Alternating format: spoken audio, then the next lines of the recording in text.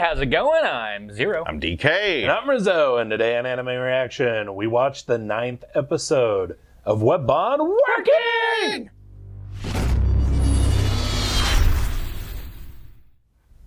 If you want to check out our reaction to the 9th episode of Webbon Working, hit that link in the description below. And be sure to give us feedback in the comment section because we love hearing from you. And as always, if you like what you see, subscribe to Otaku Saga, and don't forget to like and share our videos. And thanks for watching.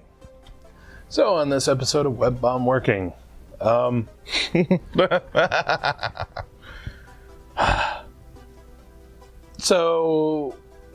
Adachi and Muranushi ended up getting together. Yay! While she was delirious from a 40-degree-Celsius fever. Right? I don't know what's worse. I love that reaction from Kono and Kisaki. Right? They're like, afterwards. Oh, so you hooked up with a sick girl? Yeah, it's like, oh, you forced a girl who was sick to go out with you? And Murnushi's like, whisper, let's go out and go to the... Muranushi joins in. It was hilarious. That was hilarious. Actually, both the really hilarious gags involving Muranushi just involve her just like flash stepping either into it or like back into her room. Absolutely hilarious. But yeah, I'm pretty sure in her mind it's like, oh yeah, we're just going out to the doctor. Oh, I know. Like, I think the funniest moments in this episode was the ones where you're. We knew that they were coming, but when like Muranushi is sitting on Adachi's lap and she's like, please, I can't take it anymore. Me now to the doctor. Yep. Right. You just knew, but oh damn. And then the other time was Miss Meatball Head. I forgot her name. Nagata. Yeah. Oh, I forgot what. Oh yeah. She was talking about. Hang on, let me get my papers. So I stopped messing up people's names. Oh, you'll probably still find a way. Oh yeah. Anyway. So she's sitting there with Miri, who is sick again. Everybody's sick this episode. Oh yeah, Yanagiba. But yeah, she's sitting there with Daisuke, who brought her over, who called her over because he needs her to take care of Yanagiba. And so yeah, it was I think what Daisuke said, I'm so glad that you came, and Nagata replies, oh that's so great. Then you just want me to take care of her, don't you? Yep. But yeah, those gags where you're just waiting for the other shoe to drop. You know it's coming. Yeah, I like the misdirection gags. Yeah. It's fantastic. Predictable, but enjoyably so at the same time. I apologize for my stumbling. Oh, don't worry. It was actually very hard for me to focus at all on this episode. I don't know if you'll notice in the reaction, but I'm sitting there with I actually had a... had like a hair in your eye. I had something in my eye the majority of the time. So it was actually really hard to read. I totally know the feeling, bro. I mean, a lot of episodes, actually, you'll see me, like an eyelash or something falls in my eye, and it sucks. Yep. But yeah, everyone's sick. A lot of morons disprove themselves, I guess. Nah, they're still morons. I think the funnier one was when Shiho goes to Saito and was like, "Oh hey Saito, who still likes Muranushi and all that." I guess they're going out now, and Saito's like, "Yep, whatever. I don't care." That was a long time ago. And Shiho's like, "Oh, I wanted to pick on you for it." Another masterful misdirection gag. Fuck you, Shiho. Fuck you. Again, you knew she was gonna go that route because that's her personality. That's what she does. But you know it's coming and you still enjoy it. That's what I like most about the jokes in this episode. The jokes are 100% predictable, but still 100% enjoyable. Or like the joke, one of the few times that I do believe that Yuta should have his ass kicked when he's sitting there talking about being hungry, and then he turns and asks Kisaki if she's lactating. And that's he deserved every one of those stomps and then some. Holy shit. Oh God. Kisaki's reaction is just like, ah. That was it. Total. Explain yourself first. or perhaps maybe like since he was going with the whole, since you smoke it wouldn't be good for the child, maybe you should ask her if she's breastfeeding the child instead of saying, are you lactating? Especially after talking about how much he's hungry. Oh, context, it's lost on these people. You know he wants some. Not from her. Oh God.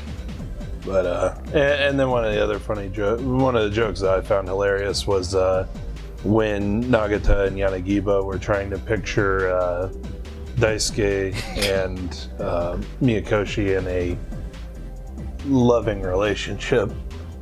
Either way you look at it, it's still insane. Totally insane. Agreed. Oh, web working. That's pretty much it. This episode, just a bunch of very, very well constructed misdirection gags. But yeah, and some funny visualizations. I really feel that this series is getting stronger as it goes.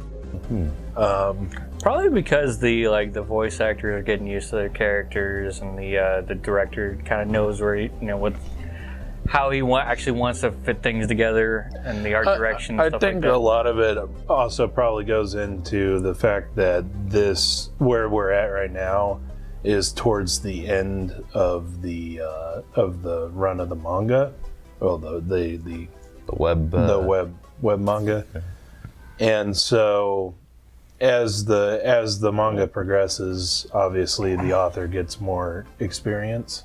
Gets more comfortable writing. Actually kind of settles into a rhythm with his comedy. And you see that with a lot of works, like with, for instance, one of the ones I like to point out with a difference in writing is Sword Art Online. Because you could tell a major difference in writing between the first novel of Sword Art Online and the most recent one.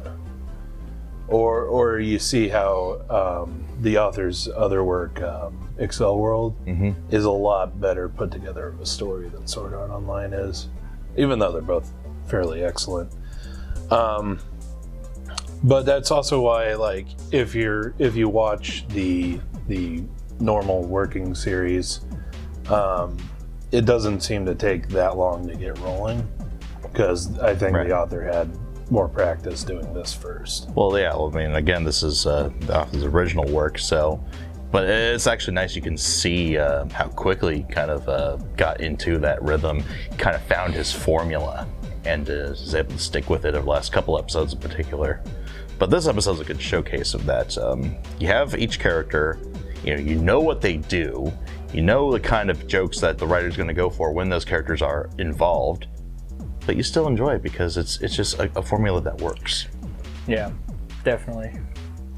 And then I also noticed that this is a lot more compact of a story, as far as the characters' relationships are concerned. Because the other one, I don't know if they knew that they were going to take 3 seasons to get through the whole thing, but they knew they had a lot of material to work with. So the progression of the characters' relationships are a lot slower. It's like Yachio and what was his name, Saito in the original series? Sato. But yeah, so you get the Yachio Sato one, and then also the Takanashi and Inami. Yeah, Inami. Yeah. So. Yeah. Oh, and Miyakoshi and Miyakoshi and Psyche's interaction this episode.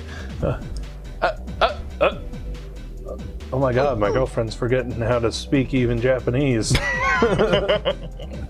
That was adorably stupid, though.